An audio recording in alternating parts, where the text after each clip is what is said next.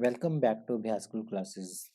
तो सबसे इम्पोर्टेंट जो एडवांस कैलकुलस का सबसे एक ऐसा टॉपिक है जो हर एग्जाम में पूछा ही जाता है, जो बैकबोन है, वो है हमारे पास इनफाइनाइट सीरीज।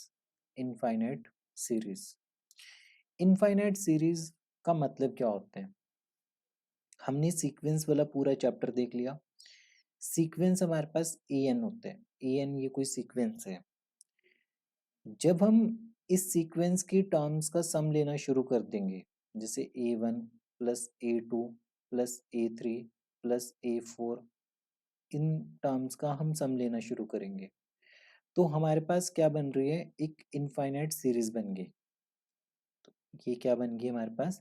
एक इनफाइनाइट सीरीज बन गई। अब हमारा पर्पस क्या है?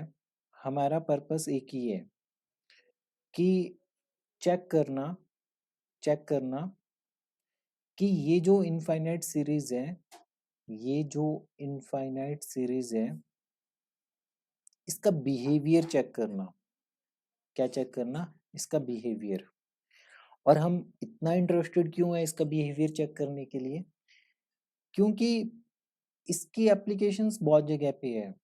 अगर आप इंजीनियरिंग में जाओगे तो हमारे पास इलेक्ट्रॉनिक्स, जो इलेक्ट्रिकल इंजीनियरिंग होती है या सिविल इंजीनियरिंग होती है, उसमें हम काफ़ी बार ऐसे टूल्स के साथ डील करते हैं, ऐसी इक्वेशंस के साथ डील कर लेते हैं, ऐसी इनफाइनाइट सीरीज हमारे सामने आ जाती है। इंजीनियरिंग में, फिजिक्स में, ठीक है, एस्ट्रोफिजिक्स में, नेम एनी ब्रांच, कोई भी ब्रांच का नाम आप लो, डायरेक्ट इनडायरेक्ट वे से आपके सामने इनफाइनाइट सीरीज पक्का आएगी। फॉर द टाइम बीइंग ये जस्ट एक टूल की तरह पे आपको पढ़ाया जा रहा है।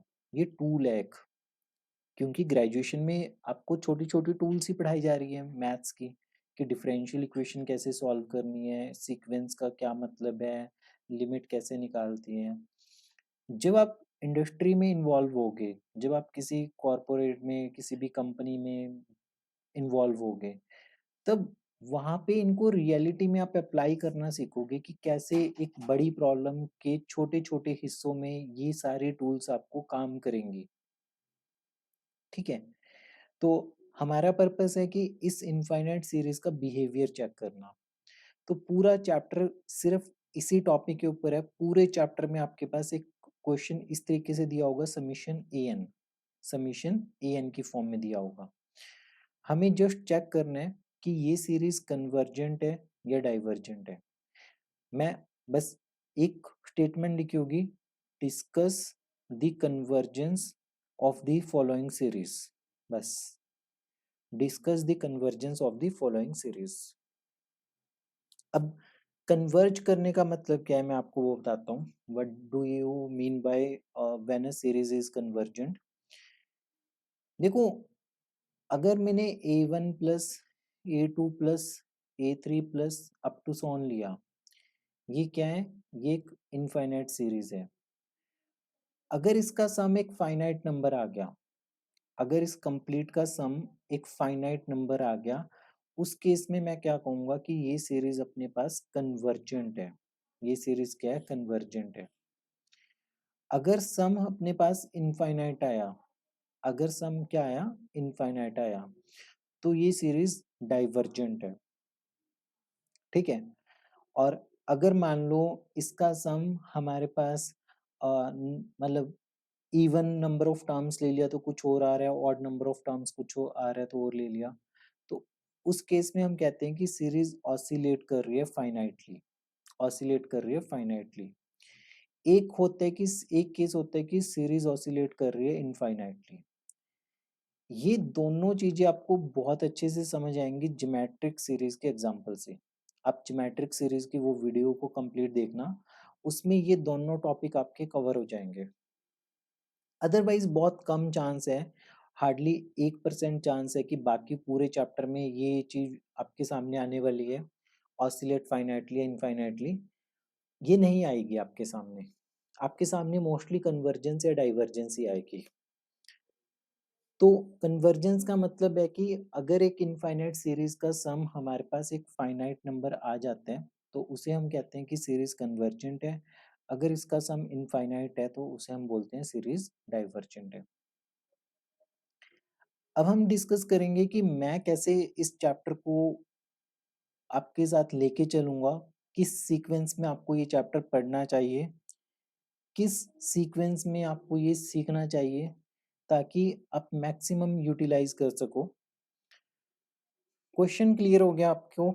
तो क्वेश्चन के बाद हमारे पास सबसे पहले बेसिक इंट्रो, आपको ये किस सीक्वेंस में पढ़ना है मैं आपको बताऊंगा और किस सीक्वेंस में मैं करवाऊंगा। बेसिक इंट्रो आपको क्लियर होनी चाहिए, बेसिक इंट्रो आपको क्लियर होनी चाहिए इस चैप्टर की कि सीरीज क्या होती है, कन्वर्जेंस से क्या मतलब है। और बेसिक इंट्रो में ही एक पार्ट क्या आता है आपका, ज्योमेट्रिक सीरीज आता है, इसी का एक सब पार्ट मान के चल लो ज्योमेट्रिक सीरीज है। ठीक है, अब ज्योमेट्रिक सीरीज हो गया, मोस्टली क्वेश्चन हम इससे सॉल्व कर लेते हैं, ज्योमेट्रिक सीरीज से बेसिक से क्वेश्चन सॉल्व हो जाते हैं। उसके बाद डायरेक्ट जो हम जंप करते हैं, हमारे पास टेस्ट आते हैं। क्या आते हैं? Test. Test to check behaviour, test होगा जो बिहेवियर को चेक करने के लिए लगाया जाएगा। सिर्फ मेडिकल वाले डॉक्टर नहीं टेस्ट लिखते, अब आप भी टेस्ट लिख सकते हो। कोई आपके साथ वाला आया सीरीज लेके कि बोलो बोलो ये कैसे करेगी, तो आप बोलोगे ये टेस्ट चेक करो, इसके ऊपर रेशो टेस्ट चेक करो, रूट टेस्ट चेक करो, तो आप भी बोलोगे कि टेस्ट लगाओ इसके ऊपर।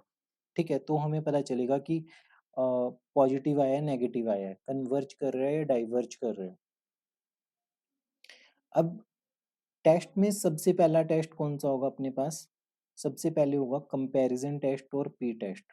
इन दोनों को साथ में ही पढ़ा जाता है वैसे, कंपैरिजन टेस्ट और पी टेस्ट।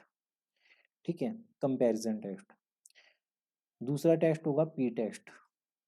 इन दोनों को कलेक्टिवली एक साथ ही पढ़ने का फायदा होता है, तभी ये दोनों एक दूसरे को फुलफिल करते हैं, क्योंकि समहाउ कंपैरिजन टेस्ट में हम पी टेस्ट को यूज करते हैं। कंपैरिजन और पी टेस्ट की स्टेटमेंट अगर मैं आपको बताऊं तो समीशन 1/n की पावर p होती है। अगर p 1 से बड़ा है तो ये कन्वर्जेंट है, अगर p less than equal to 1 है तो ये डाइवर्जेंट सीरीज होती है। चलो, ये डिटेलिंग आपको बहुत बाद में समझ में आएगी जब आप इसकी वीडियोस देख लोगे, ये वाला टॉपिक कवर करोगे। फिर थर्ड टेस्ट है हमारे पास Cauchy condensation test. Cauchy condensation test, Cauchy condensation test है। और एक टेस्ट है अपने पास Cauchy integral test, Cauchy integral test है।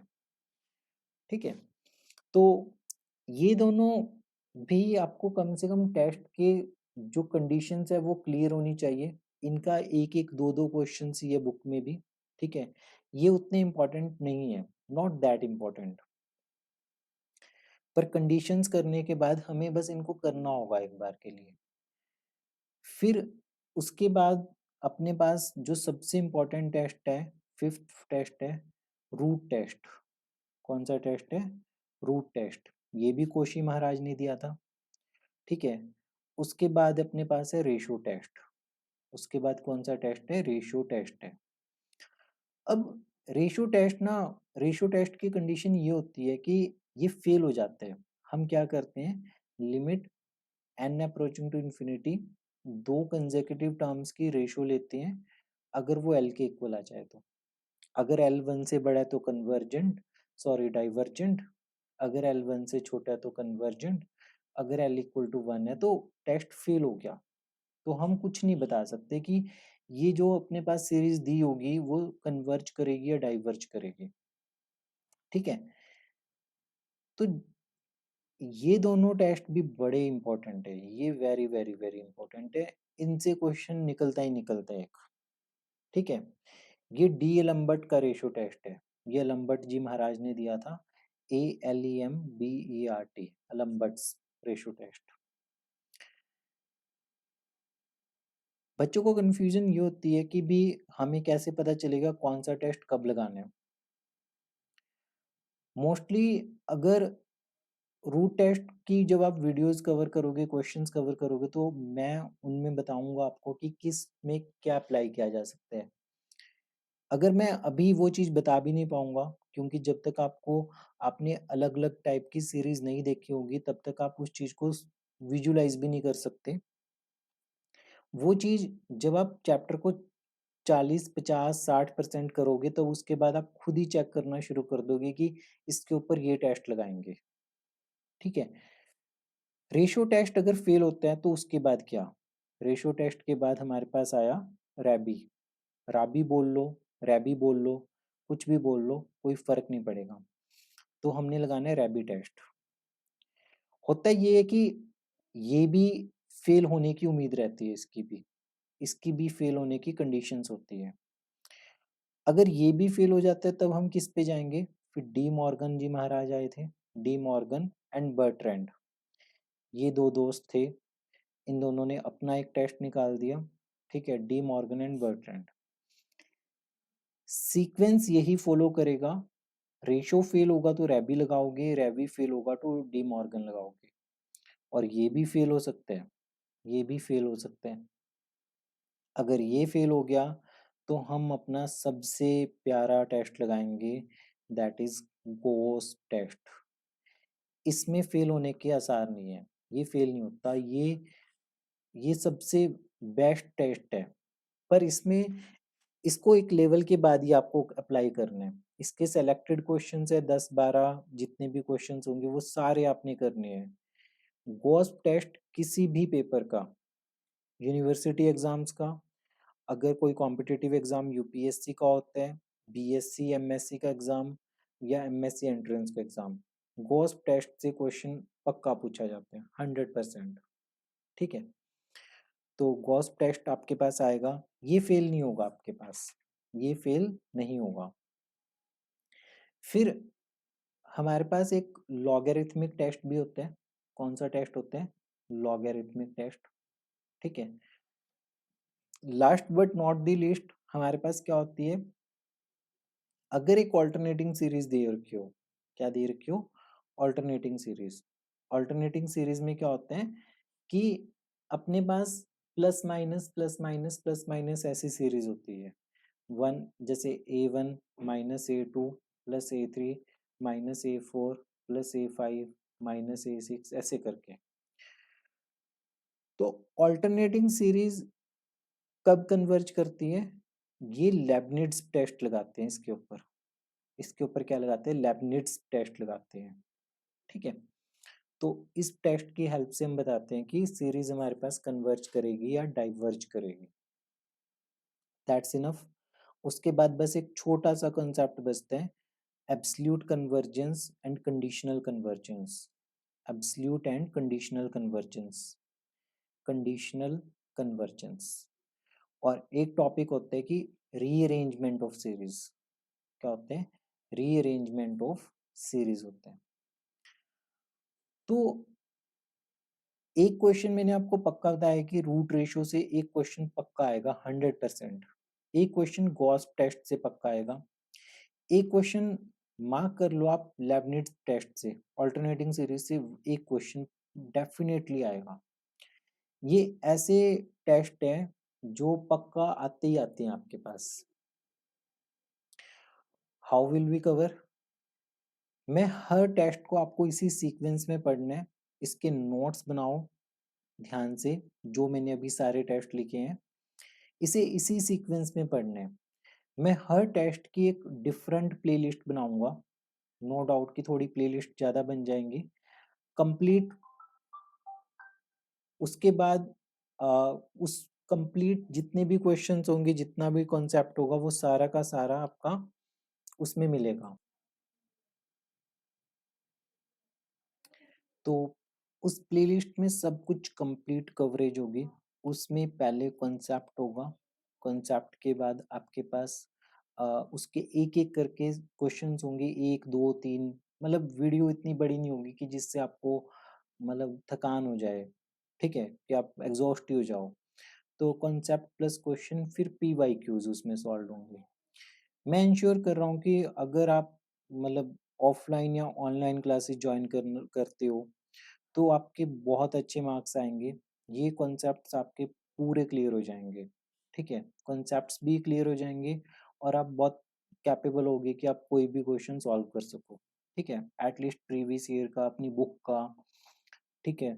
तो ये सब चीज़ें हम डिस्कस करेंगे अपनी वीडियोज़ में। कुछ वीडियोज़ मैं आपको यूट्यूब पे भी डालूँगा और काफ़ी सारा कंटेंट ऐप के ऊपर भी होगा और ऑफलाइन क्लासेस का कोई मैच नहीं है। जो आप ऑफलाइन में पढ़ोगे उसका कोई भी मैच नहीं है ऑनलाइन के सामने। बेसिकली ऑनलाइन ऑफलाइन को सप्लीमेंट ही करते हैं कि अगर कोई स्टूडेंट अ, उस टाइम पे कॉन्सन्ट्रेटेड फ़ील नहीं कर रहा तो वो ऑनलाइन में अपने कम्फ़र्ट पे पढ़ सकता है। वीडियो को 2 बार पॉज़ करके देख सकता है, किसी एक लाइन को 4 बार भी वो पॉज़ करके बैक करके सुन सकता है, उसका ये फ़ायदा है। बट ऑफलाइन में जो एम्फसाइज़ किया जाता है चीज़ों के ऊपर कि आपको ये चीज़ ही याद रखनी है, ऐसे ही करना है और ऑफलाइन में जो ऑन द स्पॉट डाउट्स होते हैं, टू वे कम्युनिकेशन होती है, तो उसमें आपको बहुत फ़ायदा होने वाला है। तो ओवरऑल ये हमारे पास बेसिक एक इंट्रोडक्शन था इनफाइनाइट सीरीज़ टॉपिक का। कुल मिला के 11 टेस्ट है, 11 टेस्ट बोल लो आप, 11 में से सारे ही काम किए हैं, पर इम्पोर्टेंट अगर मैं बोलूँ रूट रेशो के बाद अगर रूट रेशो फेल होता है तो अपने पास ये 3 टेस्ट आएँगे और उसके बाद लॉगरिथमिक और लेबनिज़ टेस्ट है, ठीक है? तो ये पूरा बेसिक एक इंट्रोडक्शन है। इसके बाद ये इंट्रोडक्टरी वीडियो आपको हर प्लेलिस्ट में मिलेगी हर एक टेस्ट के। तो एक सीक्वेंस में आप शुरू करना कंपैरिजन टेस्ट और प्री टेस्ट से। सो मिलते हैं अगली वीडियो में। टिल देन पढ़ते रहिए, प्रैक्टिस करते रहिए अभ्यास क्लासेस के साथ।